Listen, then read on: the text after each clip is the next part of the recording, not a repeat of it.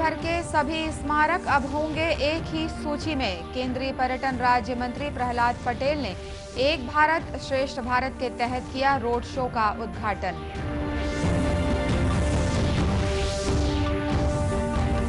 बाबा गुरु घासीदास की 264वीं जयंती पर प्रदेश भर में अनेक कार्यक्रमों का आयोजन। मुख्यमंत्री ने कहा, उनके बताए मार्ग संपूर्ण मानवता के लिए महत्वपूर्ण। छत्तीसगढ़ सरकार के 2 साल पूरे होने पर आयोजित बाइक रैली का चंदखुरी में समापन। राज्य महिला आयोग ने करवाया 9100 वर्ग फुट विशाल रंगोली का निर्माण।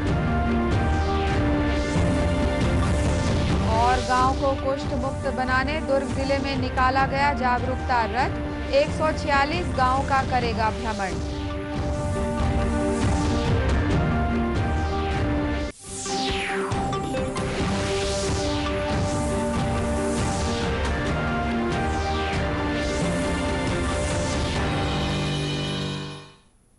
नमस्कार, आप देख रहे हैं दूरदर्शन समाचार। मैं हूं अनुराधा दुबे और अब समाचार विस्तार से। केंद्रीय पर्यटन एवं संस्कृति राज्य मंत्री प्रहलाद पटेल ने एक भारत श्रेष्ठ भारत के तहत नवा रायपुर में घरेलू पर्यटन पर आयोजित रोड शो का उद्घाटन किया। ये आयोजन पर्यटन मंत्रालय, भारत सरकार द्वारा मुंबई के क्षेत्रीय कार्यालय, छत्तीसगढ़ पर्यटन बोर्ड और गुजरात पर्यटन के साथ मिलकर संयुक्त रूप से किया जा रहा है। ये आयोजन B2B था, जो कोविड-19 के इस दौर में अनलॉक के बाद पर्यटन उद्योग को पुनः गति प्रदान करने के लिए आयोजित किया गया। कार्यक्रम को संबोधित करते हुए केंद्रीय राज्य मंत्री प्रहलाद पटेल ने कहा कि कोरोना के दौर में भी पर्यटन को आगे बढ़ाने की दिशा में लगातार काम किया जा रहा था। उन्होंने कहा कि जनवरी से ASI द्वारा देश भर के ऐसे सभी स्मारकों की सूची तैयार की जाएगी जो अभी तक न तो राज्य की सूची में है और न ही केंद्र की सूची में। 2014 से लेकर अब तक भारत ने पर्यटन के क्षेत्र में बड़ी यात्रा की है। हम कभी 65वें स्थान पर थे, जब कोरोना के पहले तक हम 34वें स्थान पर आ गए थे। और हमारा लक्ष्य था कि हम इन 5 वर्षों में 34वें स्थान से पहले स्थान की यात्रा करें। लेकिन इसके बीच में ये महामारी आई, लेकिन हमारा काम रुका नहीं। हमने होटलों का पंजीयन किया है, अब टूर एंड ट्रेवल्स का पंजीयन कर रहे हैं। उसके बाद में गाइड्स की जो कमी थी, पर्यटन मंत्रालय ने उसको भी पूरा करने का काम किया। पहला बैच अभी 5,500 लोगों का ऑनलाइन टूर फैसिलिटेटर्स के नाम पर एक कोर्स हमने शुरू किया है। अब उसको और समय कम करके उसकी गति बढ़ाना चाहते हैं। माननीय प्रधानमंत्री जी का जो संदेश है कि हम UN की भाषा में गाइड्स हमारे पास में होने चाहिए।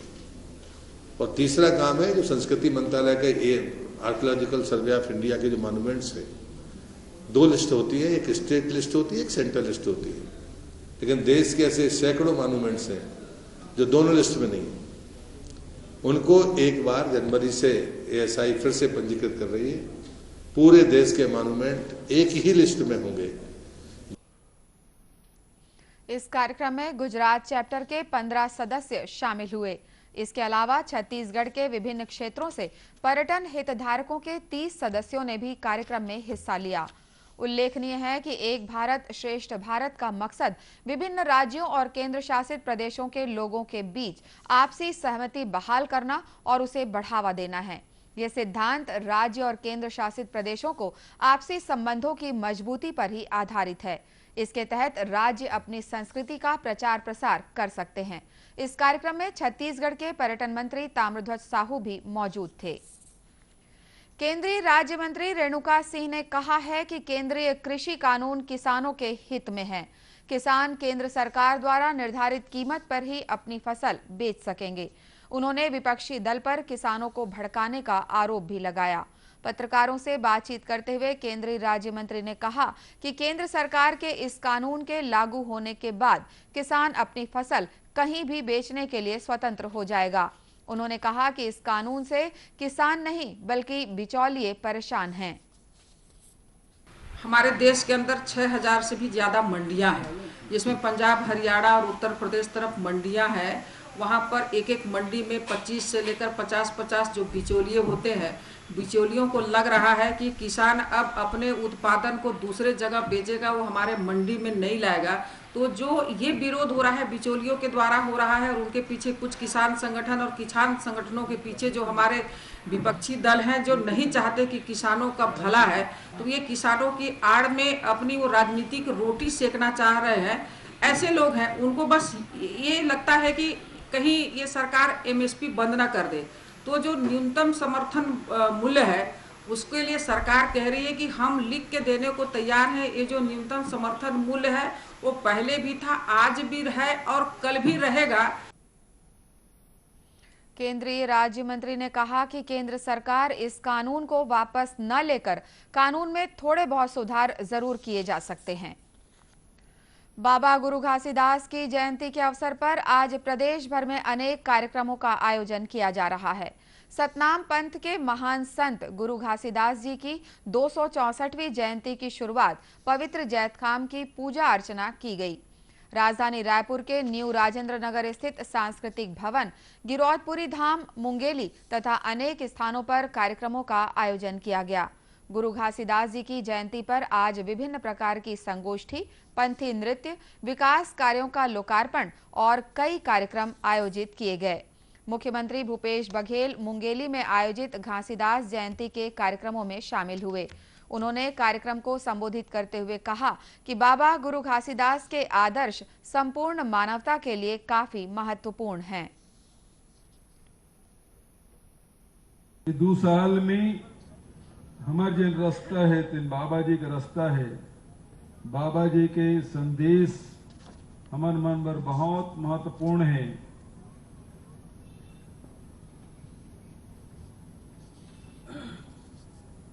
बाबा जी जिन 7 संदेश दे है वो पूरा संपूर्ण मानवता के लिए बहुत महत्वपूर्ण। बाबा जी के जो संदेश संपूर्ण मानवता के लिए, कोई एक व्यक्ति, एक परिवार, एक समाज के लिए नहीं, बल्कि संपूर्ण मानवता के संदेश जो बाबा जी के सतनाम ही सार है। इधर घासीदास जयंती के एक दिन पहले राज्य सरकार द्वारा गुरु घासीदास सेवा समिति भिलाई को गुरु घासीदास सामाजिक चेतना एवं अनुसूचित जाति उत्थान सम्मान से सम्मानित किया गया। छत्तीसगढ़ के जिन जिन रास्तों से भगवान श्री राम गुजरे थे उन्हें चिन्हांकित कर राज्य सरकार राम वनगमन पर्यटन परिपथ का निर्माण कर रही है। छत्तीसगढ़ सरकार के 2 साल पूरे होने के उपलक्ष्य में प्रदेश की दोनों दिशाओं से बाइक रैली निकाली गई। इस बाइक रैली में महासमुंद, जांजगीर चांपा समेत अनेक जिलों से युवा बाइक रैली निकालकर चंदखुरी पहुंचे। ये बाइक रैली उत्तर छत्तीसगढ़ के कोरिया तथा दक्षिण छत्तीसगढ़ के सुकमा से 14 दिसंबर को एक साथ शुरू हुई थी। चंदखुरी में आयोजित कार्यक्रम को संबोधित करते हुए मुख्यमंत्री भूपेश बघेल ने कहा कि माता कौशल्या ने ही राम के चरित्र को गढ़ा था और जो चरित्र माता कौशल्या का था वही छत्तीसगढ़ के लोगों का भी है। उन्होंने ही भगवान राम को सुख दुख में समभाव से रहना सिखाया। मुख्यमंत्री ने कहा कि राम वनगमन पथ को पर्यटन सर्किट के रूप में विकसित कर राज्य सरकार छत्तीसगढ़ को नई वैश्विक पहचान दे रही है। कुछ साल पहले तक अन्य राज्यों के लोग छत्तीसगढ़ को या तो भिलाई इस्पात संयंत्र के नाम से जानते थे या नक्सल समस्या के कारण, लेकिन अब ये छत्तीसगढ़ अपनी सांस्कृतिक संपन्नता के कारण जाना जाता है। वहीं राजधानी रायपुर में भी शंकर नगर स्थित बीटीआई ग्राउंड में राज्य महिला आयोग द्वारा राज्य सरकार के 2 साल पूरा होने के अवसर पर 9100 वर्ग फुट की विशाल रंगोली बनाई गई थी। मुख्यमंत्री भूपेश बघेल ने मंत्रिमंडल के सदस्यों के साथ इस रंगोली का अवलोकन किया। 130 फीट लंबी और 70 फीट चौड़ी इस विशाल रंगोली को golden book of world record में स्थान मिला है। ये रंगोली रायपुर के स्थानीय कलाकार विनोद पांडा द्वारा तैयार की गई थी। लगभग 7 घंटे में तैयार की गई इस रंगोली में 11 रंगों की 1100 किलो रंगोली का उपयोग किया गया। इस रंगोली की खासियत ये है कि इसे कहीं भी ले जाया जा सकता है। खबरों का सिलसिला आगे भी जारी रहेगा। फिलहाल वक्त है एक छोटे से ब्रेक का।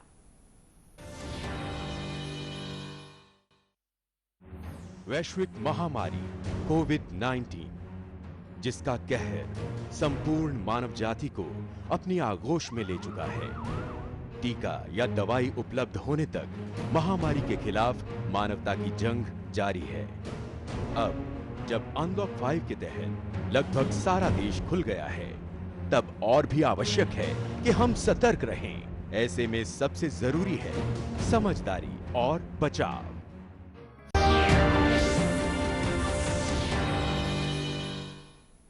ब्रेक के बाद एक बार फिर स्वागत है आपका दूरदर्शन समाचार में। गांव को कुष्ठ मुक्त बनाने के उद्देश्य से दुर्ग जिले में इन दिनों अनेक कार्यक्रम चलाए जा रहे हैं। इसके तहत आज मुख्य चिकित्सा एवं स्वास्थ्य विभाग के कार्यालय से जागरूकता रथ निकाला गया। ये रथ पाटन ब्लॉक के सभी 146 गांवों में जाकर लोगों को कुष्ठ के प्रति जागरूक करेगा। दुर्ग के महापौर धीरज बाकलीवाल ने इस रथ को हरी झंडी दिखाकर रवाना किया।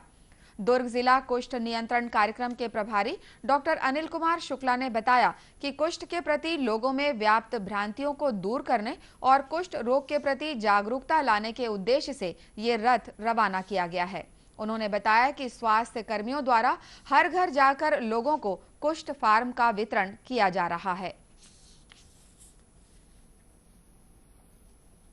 कुष्ठ नियंत्रण कार्यक्रम के तहत जो है हमारे दुर्ग जिले में आगाज 2020-21 का हमने ऑलरेडी आगाज कर दिया है, और जिसके तहत मेरा ग्राम कुष्ठ मुक्त ग्राम के स्लोगन में आज हमने जो है यहाँ पे अपने मुख्यालय से कुष्ठ रथ यात्रा निकाली है। इसका सिर्फ एक ही उद्देश्य रहेगा कि ये हर जगह, चूंकि हमने पाटन ब्लॉक से भी चालू किया है, तो ये रथ जो है पाटन के हर जितने भी संवेदनशील, अति संवेदनशील और सामान्य ग्राम जितने भी हैं, करीब लगभग 146 गांव हैं, सभी जगहों में जा करके घूम करके प्रचार प्रसार जन जागरूकता, ताकि लोग इसको देखें, सुने और समझें, और इससे लोगों के मन में जो भय है वो इससे दूर हो और आ करके अपने नज़दीकी स्वास्थ्य केंद्र में इसका से इलाज कराएं। रथ को रवाना करने से पहले स्वास्थ्य कर्मियों और मितानिनों को कुष्ठ मुक्त ग्राम के लिए सतत कार्य करने की शपथ भी दिलाई गई। इस दौरान मुख्य चिकित्सा एवं स्वास्थ्य अधिकारी डॉक्टर गंभीर सिंह ठाकुर भी मौजूद थे। कोरबा पुलिस ने मोबाइल सिम की क्लोनिंग कर लगभग 37 लाख रुपए की ठगी करने वाले मेवाती गिरोह के 2 सदस्यों को पकड़ने में सफलता हासिल की है। बताया गया है कि गिरोह के सदस्यों ने SECL के रिटायर्ड कर्मचारी को अपना निशाना बनाया था। दीपका थाना क्षेत्र निवासी SECL के कर्मचारी को पैसे वापस करने की बात कहकर आरोपियों ने उसके मोबाइल सिम की क्लोनिंग कर ATM का पासवर्ड हासिल कर लिया और अलग अलग समय में 36,50,000 रुपए का आहरण कर लिया। कोरबा के SP कीर्तन राठौर ने बताया कि मामले की शिकायत मिलने के बाद विशेष टीम बनाकर आरोपियों को पकड़ने की रणनीति बनाई गई और टीम को राजस्थान भेजा गया था।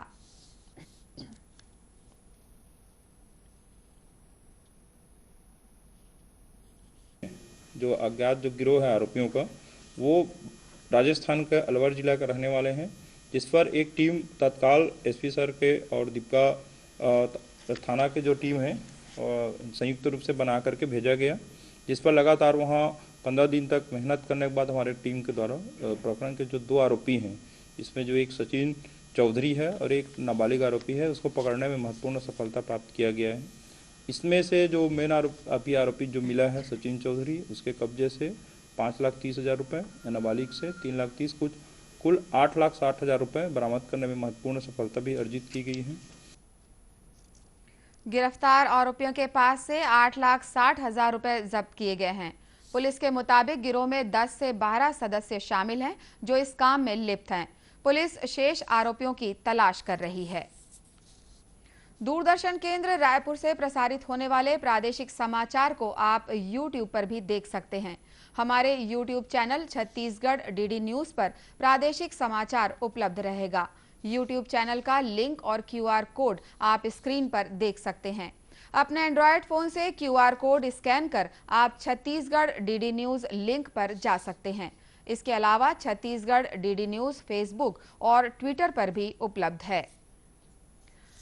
कोरोना से बचाव के लिए मास्क, सैनिटाइजर के साथ ही सोशल डिस्टेंसिंग का भी पालन करें। कोरोना को हराना है, मास्क जरूर लगाना है। इसी के साथ ये समाचार बुलेटिन समाप्त हुआ। नमस्कार।